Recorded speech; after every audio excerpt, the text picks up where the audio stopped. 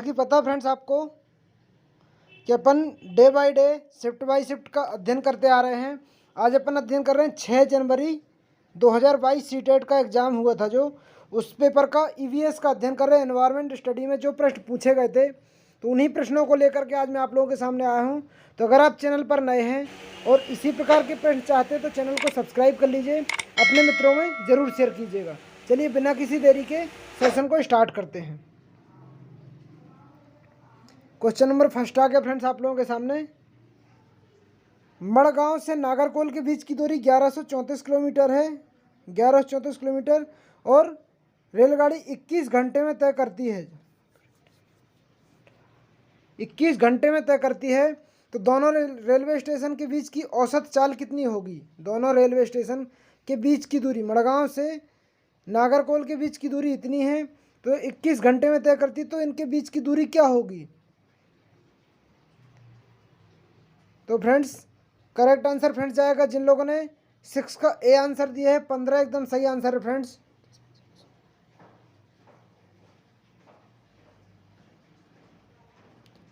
पंद्रह एकदम सही फ्रेंड्स आएगा।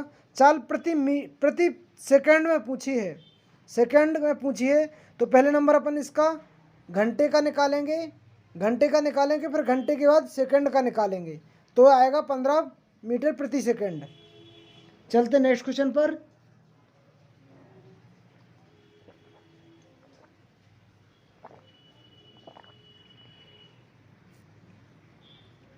क्वेश्चन नंबर सेकंड आ गया फ्रेंड्स आपके सामने। कोई छात्र ए पर है और बी पर पहुंचना चाहता है। इसके लिए वह पहले ओ पर जाता है, ठीक उत्तर में 90 दूरी पर है, फिर ओ से बी ठीक पश्चिम में 120 मीटर दूरी पर जाता है। ए से बी के बीच की दूरी बताना आपको। तो 62 का करेक्ट आंसर सी जाएगा फ्रेंड्स। 150 मीटर दक्षिण पूर्व आंसर आ जाएगा। चलते हैं नेक्स्ट क्वेश्चन पर। क्वेश्चन नंबर 63 आ गया फ्रेंड्स आपके सामने। निम्नलिखित सही स्लॉथ के बारे में सही कथन चुनना आपको। स्लॉथ के बारे में आपको सही कथन चुनना है 63 का। स्लॉथ लगभग 40 वर्ष जीते हैं, 17 घंटे पेड़ों से उल्टी लटक कर मस्ती सोते हैं। स्लॉथ 10 वर्ष जीते हैं, 20 घंटे वृक्षों उल्टे लटक कर सोते हैं। स्लॉथ, तो फ्रेंड इसका सही आंसर फर्स्ट ही वाला आ जाएगा। स्लॉथ 40 वर्ष जीते हैं, 17 घंटे वृक्षों पर उल्टे लटक कर मस्ती से सोते हैं, ये वाला ही सही हो जाएगा। चलते नेक्स्ट क्वेश्चन पर। क्वेश्चन नंबर 64 आ गया है। सर्दियों में ऊनी वस्त्र से गर्म रखते हैं और ऊन के ऊष्मारोधी होने का कारण है। तो ऊन के ऊष्मारोधी का कारण क्या है फ्रेंड्स? करेक्ट आंसर बी वाला जाएगा। ऊन रेशों के बीच वायु में फंसी ट्रैप के वायु ऊष्मारोधी होती है, बी एकदम सही आंसर जाएगा फ्रेंड्स। चलते हैं नेक्स्ट क्वेश्चन पर। कक्षा 5 की पाठ्यपुस्तक में छपे गोलकोंडा किले के मानचित्र 1 सेंटीमीटर जमीन पर 110 मीटर की दूरी को दर्शाता है। इस मानचित्र में फतेह दरवाजे बंजारा दरवाजे के बीच की दूरी 14.2 सेंटीमीटर है। जमीन पर दोनों दरवाजे के बीच कम से कम दूरी कितनी होगी? तो फ्रेंड्स इसके बारे में आपको बताना है। तो क्वेश्चन नंबर 65 का आंसर जिन लोगों ने सी आंसर दिए एकदम सही आंसर है, 1.562। चलते नेक्स्ट क्वेश्चन पर। 3 राज्यों का एक ऐसा समूह जिनके किसी किनारे पर अरब सागर है, या कौन सा है? 3 राज्यों का समूह जिनमें अरब सागर है। 66 का करेक्ट आंसर जाएगा जिन लोगों ने ए आंसर दिया है, केरल कर्नाटक महाराष्ट्र। केरल कर्नाटक महाराष्ट्र एकदम सही आंसर है। चलते नेक्स्ट क्वेश्चन पर। 67 आ गया फ्रेंड्स आप लोगों के सामने। एक ऐसा नाच है जिसमें जमीन पर बांस की डंडी लेकर दो लोगों की जोड़ी आमने सामने बैठती है। ढोल की ताल पर डंडियों को जमीन पर पीटते हैं। ताल के अनुसार डंडियों के बीच एक कतार में खड़े होकर कूदते हैं, नाचते हैं। इस नाच का नाम तथा उस राज्य का नाम जहां लोग नाचते हैं क्रमशः क्या है? तो 67 का करेक्ट आंसर फ्रेंड्स आएगा सी, चेराव मिजोरम का है डांस। चेराव मिजोरम का डांस है, ये चेराव डांस कहलाता फ्रेंड्स। चलते नेक्स्ट क्वेश्चन पर। संसार की 5वीं भारत की पहली ऐसी महिला जिन्होंने माउंट एवरेस्ट की चोटी पर कदम रखा। संसार की 5वीं और भारत की पहली महिला। तो 68 का करेक्ट आंसर जाएगा फ्रेंड्स। जिन लोगों ने ए आंसर दिया है बछेंद्री पाल एकदम करेक्ट आंसर है 68 का। चलते नेक्स्ट क्वेश्चन पर। प्रसिद्ध भारतीय त्योहारों में होली और दीपावली के विषय में नीचे दिए गए कथन को में से सही कथन को चुनना आपको। तो फ्रेंड्स करेक्ट आंसर 69 का डी जाएगा। दीपावली अमावस्या पूर्णिमा होली पूर्णिमा को मनाई जाती है। दीपावली अमावस्या को तथा होली पूर्णिमा को मनाई जाती है। डी 69 का डी एकदम सही आंसर है। चलते हैं नेक्स्ट क्वेश्चन पर। 70 आ गया फ्रेंड्स। 70 के बारे में देखिए आप। रेगिस्तानी ओक के बारे में सही कथन चुनना है। तो यह वृक्ष किसी सामान्य कक्षा कमरे की दीवार में ऊंचाई तक बढ़ता है। ये वाला सही है फ्रेंड्स। यह वृक्ष अबू धाबी में पाया जाता है। रेगिस्तानी ओक अबू धाबी में गलत है फ्रेंड्स ये वाला। यह वृक्ष के तने जल एकत्र होता है। स्थानीय लोगों की आवश्यकता पाइप से जल निकाल कर पीते। ये वाला सही है फ्रेंड्स। और इसकी जड़ें की वृक्षों से 30 गुना गहराई तक जमीन के भीतर जाती हैं। ये वाला भी सही है फ्रेंड्स। चलते हैं नेक्स्ट क्वेश्चन पर। क्वेश्चन नंबर 71 आ गया आप लोगों के सामने फ्रेंड्स। हमारे देश में ऐसे गांव हैं जहां के ग्रामवासी अत्यधिक वर्षा होने के कारण अपने घरों में बांस के खम्भों पर जमीन से 10 से 12 फीट 3 से 3.5 फीट ऊंचाई पर बनाते हैं। बांस के घर ये असम में पाया जाएगा फ्रेंड। असम एकदम सही आंसर रहेगा इसका।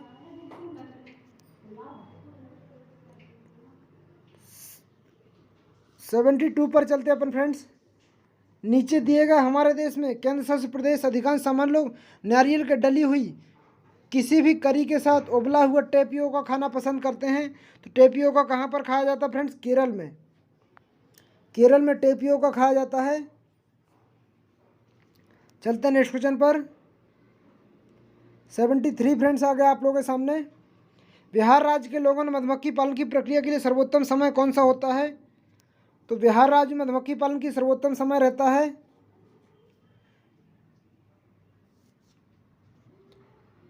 74 का सी करेक्ट। मार्च से जून एकदम सही आंसर जाएगा फ्रेंड्स।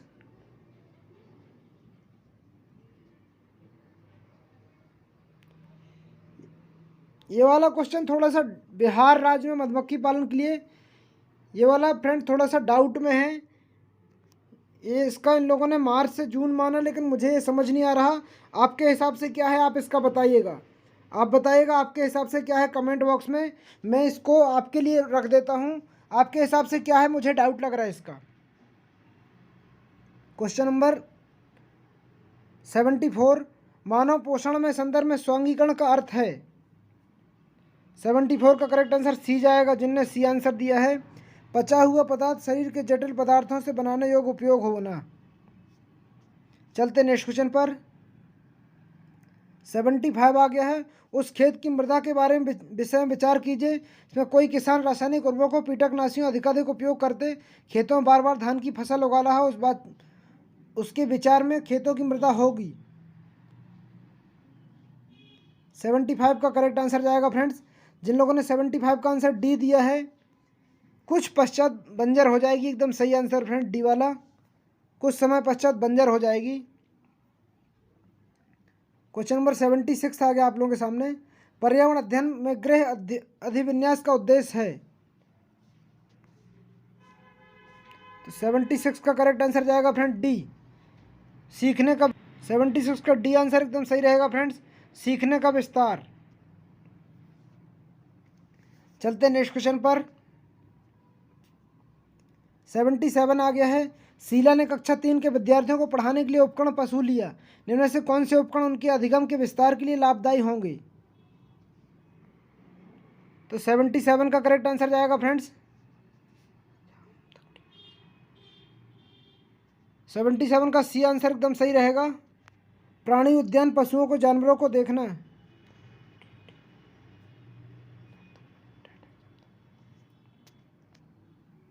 चलते नेक्स्ट क्वेश्चन पर। क्वेश्चन नंबर 78 आ गया आप लोगों के सामने। जल से संबंधित त्योहारों के समुदाय द्वारा मानने को ज्ञात करने के लिए सर्वाधिक उपयुक्त युक्ति कौन सी है? 78 का जिन लोगों ने आंसर सी दिया है एकदम सही आंसर है। परिवार तथा समुदाय के बुजुर्गों को बातचीत करना। चलते नेक्स्ट क्वेश्चन पर। क्वेश्चन नंबर 79 आ गया आप लोगों के सामने। कक्षा 1 कक्षा 2 के पर्यावरण अध्ययन में पाठ्य पुस्तकें क्यों नहीं होती हैं?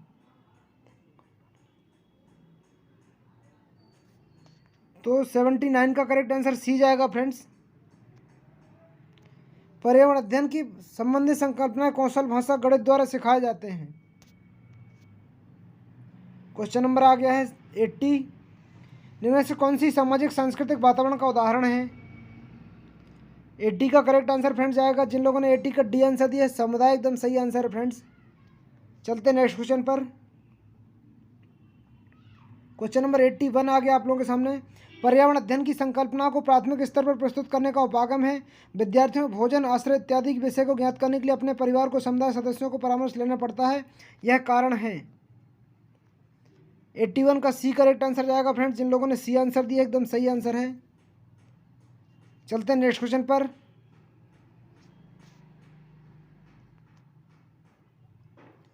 क्वेश्चन नंबर 82 आ गया आप लोगों के सामने। संज्ञानात्मक बात है तो विद्यार्थियों को पर्यावरण अध्ययन पढ़ाने की युक्ति सर्वाधिक उपयुक्त है। 82 का करेक्ट आंसर जाएगा फ्रेंड्स, जिन लोगों ने सी आंसर दिया है 82 का भी सी आंसर सही रहेगा फ्रेंड्स। कार्यों को भागों में बांटें और पृथक रूप से भागों को पूरा करें। चलते हैं नेक्स्ट क्वेश्चन पर। पाठ्य योजना में ईवीएस की विषय वस्तु के विश्लेषण हेतु निम्न में से कौन सा चरण आवश्यक है?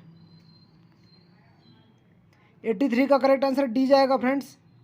संकल्पना का मानचित्र बनाना एकदम सही आंसर है फ्रेंड्स। चलते हैं नेक्स्ट क्वेश्चन पर। सतत समग्र मूल्यांकन का समग्र से संबंधित है। 84 का सी करेक्ट आंसर जाएगा, समग्र विकास से। 85 का करेक्ट आंसर बताइए, पर्यावरण अध्ययन के सीखने में आकलन का उदाहरण कौन सा है? 85 का ए करेक्ट आंसर जाएगा फ्रेंड्स। कार्यपत्रक द्वारा विद्यार्थियों को भारत मानचित्र का तटीय राज्यों को खोजना।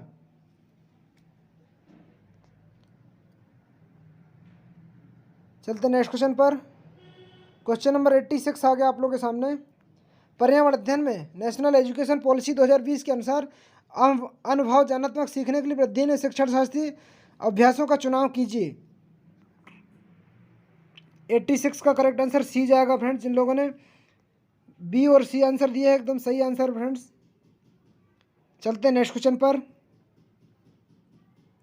क्वेश्चन नंबर 87 आ गया है।